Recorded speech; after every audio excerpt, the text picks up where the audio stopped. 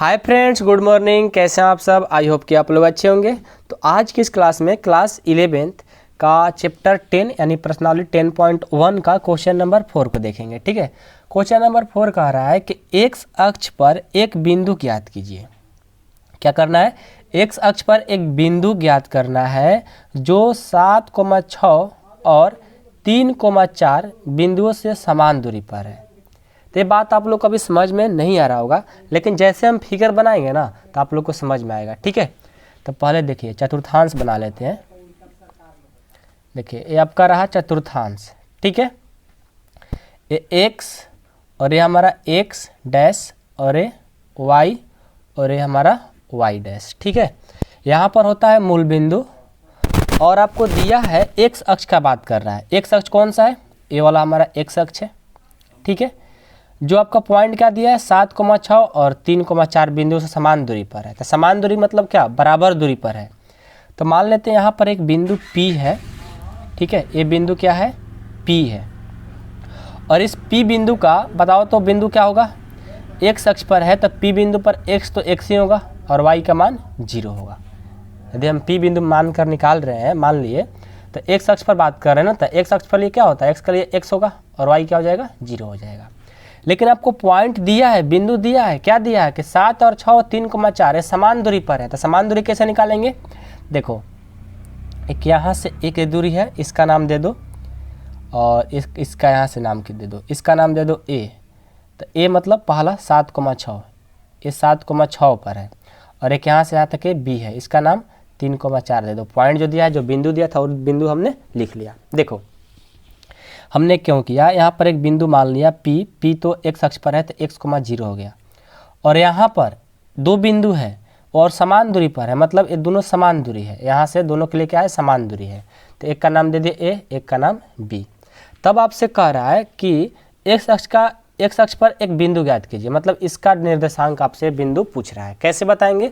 चलिए क्या करेंगे, एक बार PA और एक बार PB, मतलब दोनों क्या है? बराबर है। तो लिख लो, पहले आपके बुक में दिया है कि दोनों समान दूरी पर है ना, तो PA बराबर PB, यानी एक बार PA का डिस्टेंस निकालेंगे, एक बार PB का डिस्टेंस निकालेंगे। तो कौन सा फॉर्मूला? दो बिंदुओं के बीच की दूरी का। तो लगा दो, दो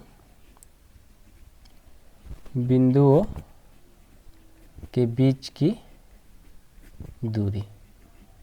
तो दो बिंदुओं के बीच की दूरी का फॉर्मूला क्या होता है? पता है ना?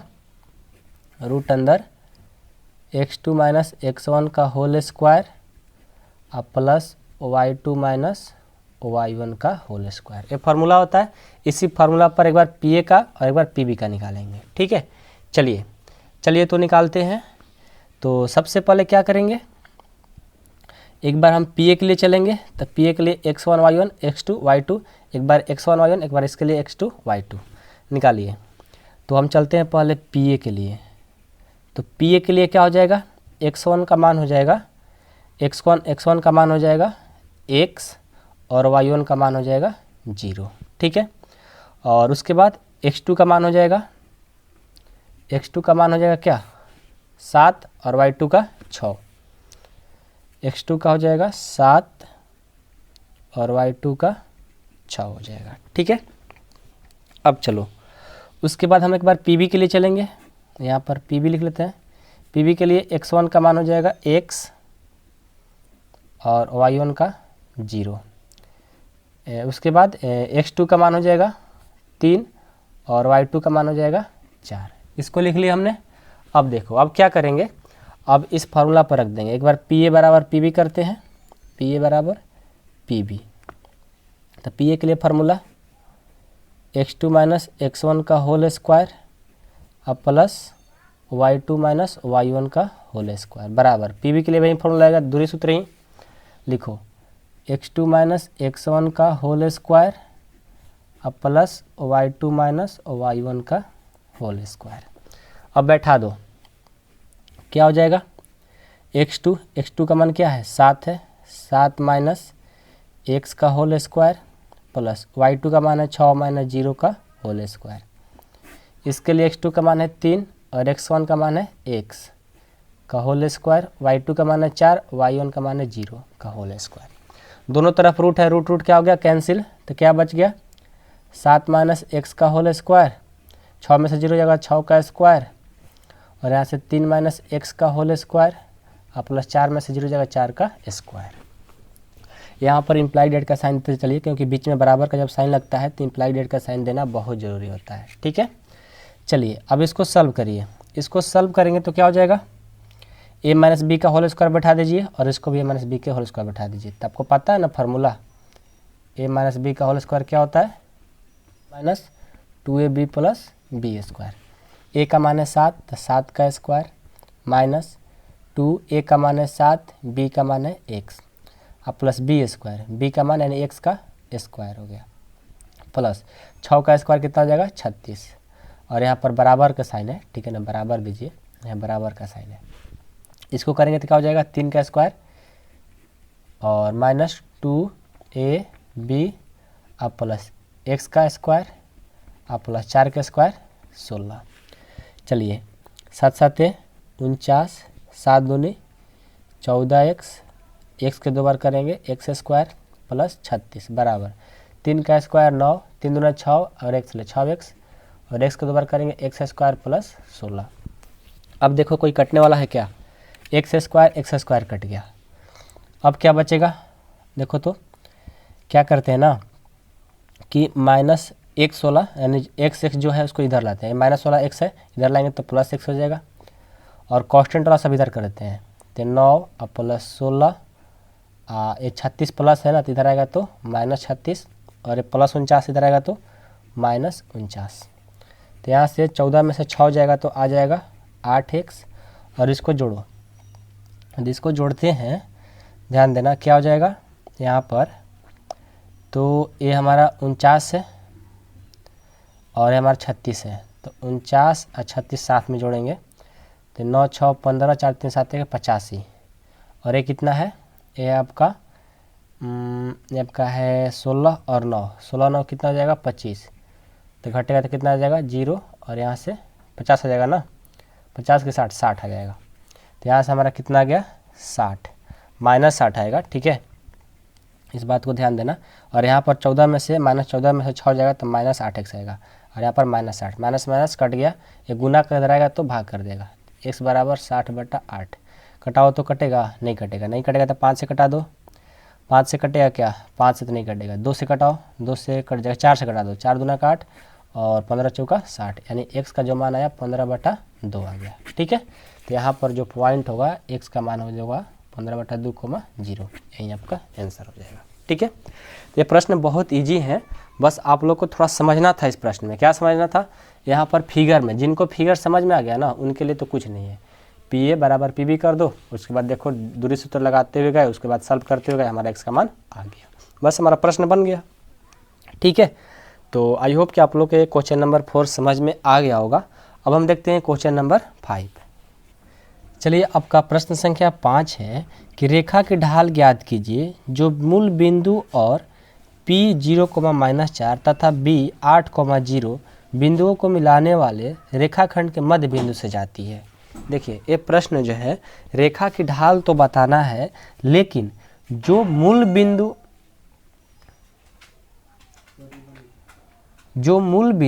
और P 0,-4 तथा B 8,0 बिंदुओं को मिलाने वाले रेखाखंड के मध्य बिंदु से जाते हैं। तो मध्य बिंदु का बात कर रहा है, तो देखिए अभी आप लोग को समझ में नहीं आएगा, कब समझ में आएगा, जब आप लोग को हम फिगर बता देंगे। ठीक है, फिगर पहले समझिए। देखिए, ये हमारा x और ये x डैश और ये y और ये y डैश। ठीक है, अब यहाँ पर देखो, ये होता है जो मूल बिंदु होता है, और इसका नाम दे दो O, 1 0 0 होता है मूल बिंदु, और इसके साथ आपका 2 पॉइंट है, तो 2 पॉइंट का समीकरण यहाँ से यहाँ तक इसका लाइन है, रेखा है, तो इस रेखा का नाम दे दो A। तो A का पॉइंट क्या दिया है 0,-4, 0,-4, और इसका नाम दे दो B। B का क्या दिया है, अच्छा P दिया है ना, इसका नाम P लिख दो, P, और इसका नाम दिया है B, तो B दिया है 8,0। बात समझ में आ रहा है ना, ये 0,-4 दिया है और ये 8,0 दिया है, लाइन रेखा की बात किया था। अब बोल रहा है कि मिलाने वाले रेखाखंड के मध्य बिंदु, तो इस रेखा पर एक बिंदु रेखाखंड मिल रहा है, तो यहाँ पर एक रेखाखंड खींच देंगे। तो जैसे रेखाखंड खींचेंगे तो इस लाइन का ए पी और बी के बीच में एक मध्य बिंदु होता है, तो मध्य बिंदु से जाती है, तो मध्य बिंदु पहले क्या करेंगे, निकाल देंगे। तो मध्य बिंदु का नाम दे दें ए। तो इसका क्या करेंगे, मध्य बिंदु का पहले बिंदु निकालेंगे, मध्य बिंदु निकालेंगे। तो आपको पता होगा कि मध्य बिंदु का फार्मूला क्या होता है। मध्य बिंदु का फार्मूला होता है x1 plus x2/2 coma y1 plus y2/2। ठीक है। अब देखो ये होता है x1 ये y1 ये x2 ये y2। तो x1 का मान 0 और x2 का मान 8/2, y1 का मान -4, y2 का मान 0/2। तो 0 और 8 जोड़ेंगे तो 8/2 कितना आ जाएगा, 4। -4 और 0 जोड़ेंगे -4, -4 में 2 से भाग देंगे -2 आ गया। तो ए का पॉइंट जो है मध्य बिंदु है -4,2 आ गया, नहीं 4,-2 आ गया, क्योंकि 4 प्लस में और आई माइनस में, तो 4,-2 आया। ठीक है। अब देखो तो ये जो रेखा है इसी रेखा क्या बताना है, ढाल बताना है। तो 2 बिंदु हो गया ना, एक तो मूल बिंदु 0, 0 और ये पॉइंट है 4,-2। तो 2 बिंदु से जाने वाली रेखा का समीकरण क्या होता है, पता है आप लोगों को, पता है या नहीं बताओ पहले।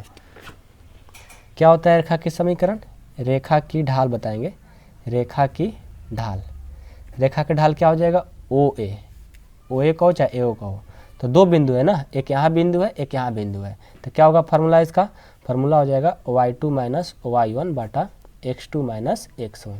तो y2 का मान क्या हो जाएगा, पहले लिख लो, x1 का मान हो जाएगा 0 और y1 का मान हो जाएगा 0 और x2 का मान हो जाएगा 4 और y2 का मान हो जाएगा -2। तो भर दीजिए, इसमें भरिए, क्या हो जाएगा, y2 का मान है -2 और y1 का 0, x2 का मान है 4, x2 का मान है 4 और x1 का मान है 0। तो -2 में से -0 तो -2, 4 में से 0 4, कटा दो 2 बार में, यानी -1/2 हमारा आंसर आ जाएगा। तो रेखा की ढाल का आंसर क्या होगा, -1/2 हमारा आंसर। आई होप कि आप लोगों को समझ में आया होगा। देखिए अभी हम लोग 2 बिंदु से निकाल रहे हैं, फिर हम एक भी बिंदु से निकालेंगे। तो अभी जितना आप लोग आगे प्रश्न को सॉल्व करते जाओगे ना, अभी तो हम लोग को पहली बार मिला है, तो मतलब एक्सरसाइज 10.1 का पूरा क्वेश्चन कर लोगे ना, तो आप लोग को बहुत सारे ऐसे ऐसे चीज़ मिलेंगे, ऐसे ऐसे फार्मूला मिलेंगे कि आप लोग का माइंड इतना विकसित कर जाएगा, कौन सा फार्मूला कहाँ यूज करना है, कौन सा फार्मूला कहाँ काम देगा, कब फार्मूला कहाँ पर लगाएंगे, ये बात तभी आएगा जब आप लोग एक्सरसाइज 10.1 को एक बार पढ़ लोगे। जब पढ़ लोगे तो सारे चीज़ आप लोग को बैठाना आएगा, फिर आप लोग कोई दिक्कत नहीं आएगा, फिर हमसे पूछने की कोई ज़रूरत नहीं है आप लोग को। ठीक है। और यदि नहीं समझ में आता है तो हमसे तो पूछ ही सकते हैं आप, ऐसा बात नहीं है, पूछ सकते हैं। ठीक है। तो चलिए अब अगला क्वेश्चन देखते हैं, क्वेश्चन नंबर 6। देखिए क्वेश्चन नंबर 6 है कि पाइथागोरस प्रमेय के प्रयोग बिना दिखाएं कि बिंदु इतना इतना और इतना एक समकोण त्रिभुज का शीर्ष है।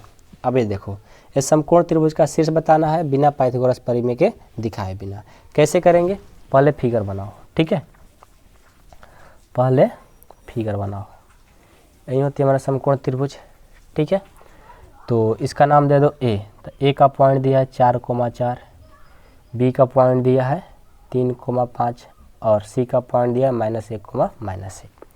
और इसका बिना पाइथागोरस प्रमेय को मतलब बिना किए हुए बताना है कि एक समकोण त्रिभुज का शीर्ष है। तो किससे बताना है, यदि पाइथागोरस प्रमेय से नहीं बताना है तो बताना किससे है, सीधा सी बात है कि बताना है हमको जो हम सरल रेखा का समीकरण पढ़े हैं, ढाल पढ़े हैं, उस मेथड से बताना है। ठीक है।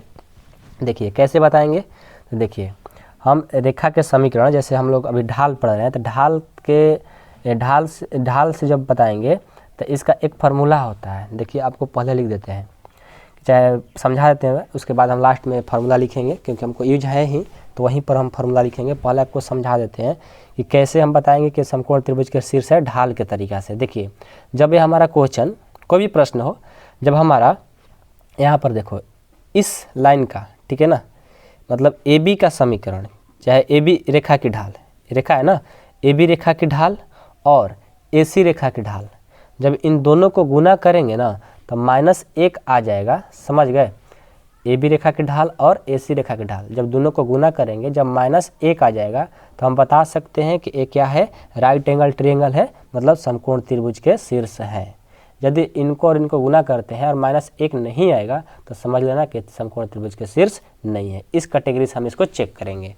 तो चलिए पहले क्या करेंगे, हम पहले ए बी रेखा की ढाल निकालेंगे। चलिए ए बी रेखा की ढाल, देखिए 2 पॉइंट है ना, यहाँ पर कितने पॉइंट है, 2 पॉइंट है।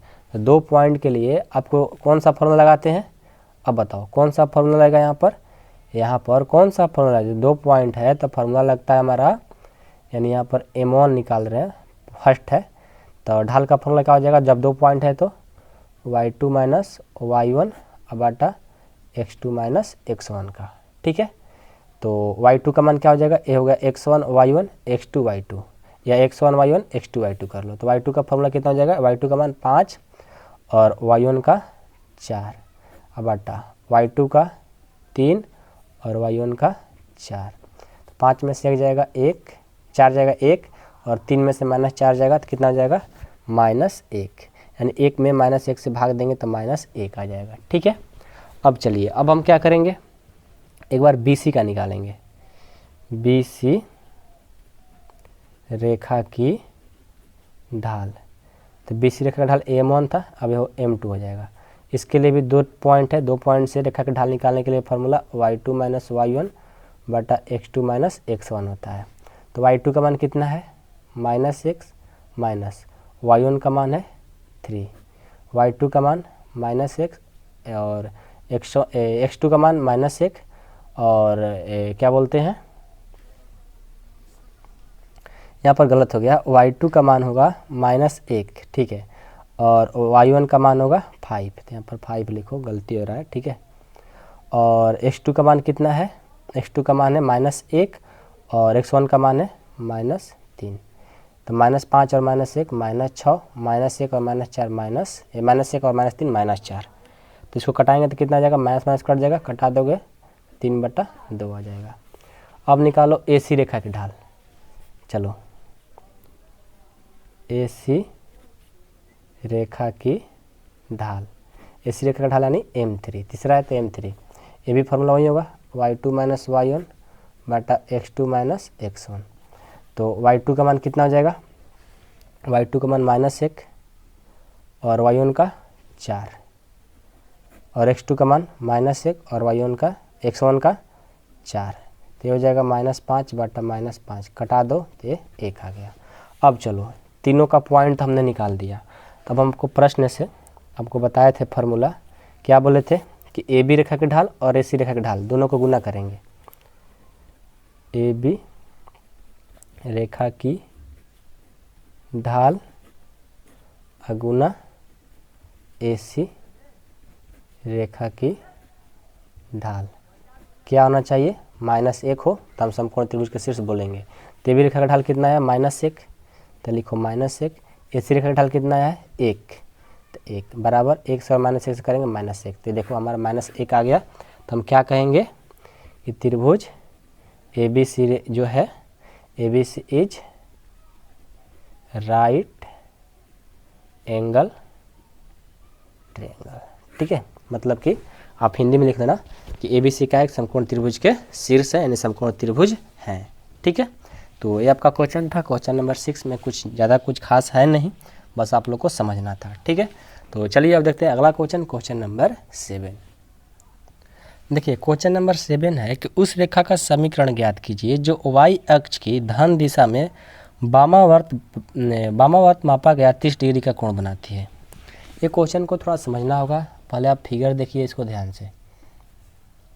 ठीक है, इस क्वेश्चन मतलब 1 नंबर में आते हैं अक्सर, और ये बहुत ईजी है, बस आपको समझना होगा।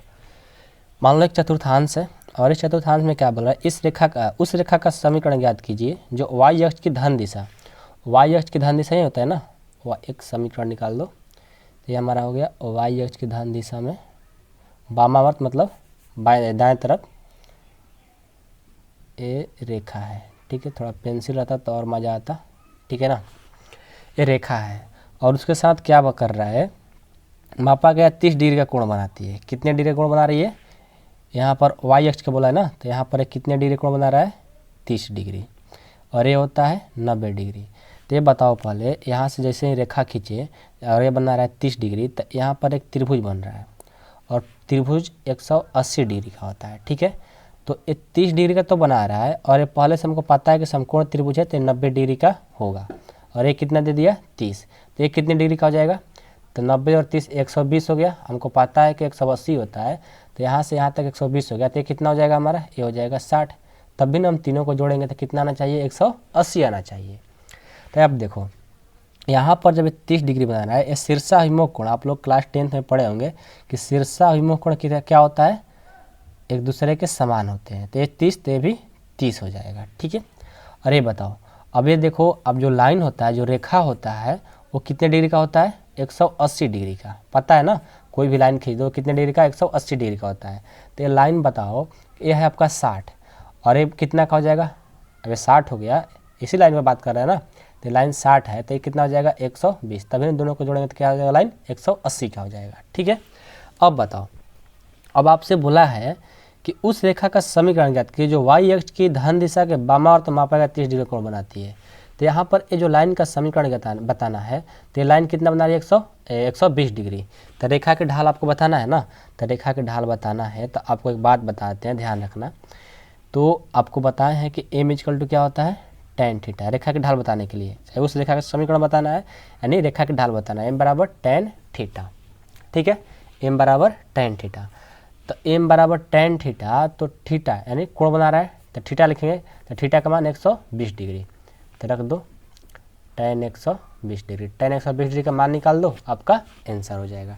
तो tan 120 डिग्री का मान निकाल लोगे ना, त्रिकोणमिति पढ़े होंगे तो आप लोग निकाल सकते हैं, नहीं तो आओ निकाल ही देते हैं, ठीक है। तो tan 120 को हम क्या लिख सकते हैं, tan 90 प्लस कितना 30, 120 के बदले 90 प्लस 30 लिख सकते हैं ना, दोनों को जोड़ेंगे तो 120 आ जाएगा। ये क्यों लिख रहे हैं, क्योंकि हम फार्मूला पत्र हो रहे हैं। तो tan 90 प्लस थीटा क्या होता है, माइनस cot थीटा होता है। थीटा का मान 30 है तो 30 डिग्री। तो देखो माइनस का माइनस cot 30 का मान क्या होता है, √3, तो हमारा -√3 आएगा, यही हमारा आंसर हो जाएगा, ठीक है। आई होप कि आप लोग के क्वेश्चन समझ में आया होगा।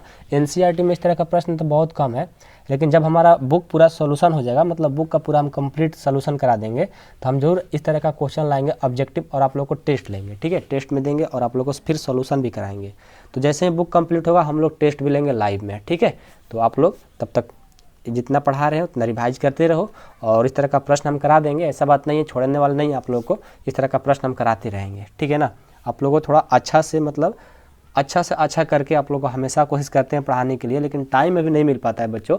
नहीं तो हम और मतलब धीरे धीरे करके 2000 जैसे ही 21 आएगा ना, 2020 खत्म होने दो, 2021 जैसे ही आएगा ना, तो आप लोग क्लास 12 में बहुत अच्छे से पढ़ाने वाले हैं, और मतलब एग्जाम्पल और अलग से क्वेश्चन टेस्ट, मतलब बहुत सारी चीज़ आप लोग को देने वाले हैं क्लास 12 से, ठीक है।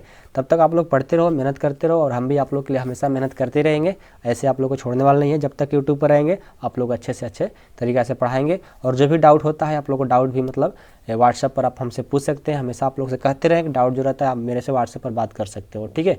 जब भी हमको टाइम मिलता है आप लोग को रिप्लाई करते रहते हैं, ठीक है। तो मिलते हैं अगले वीडियो में। तो क्वेश्चन नंबर 7 तक तो हम लोग का खत्म हो ही गया, तो अगले वीडियो में मिलेंगे क्वेश्चन नंबर 8 से। तो आज के लिए क्लास इतना ही रहने देते हैं, ठीक है। तो अगले क्लास में मिलेंगे क्वेश्चन नंबर 8 से। तब तक के लिए बाय बाय दोस्त।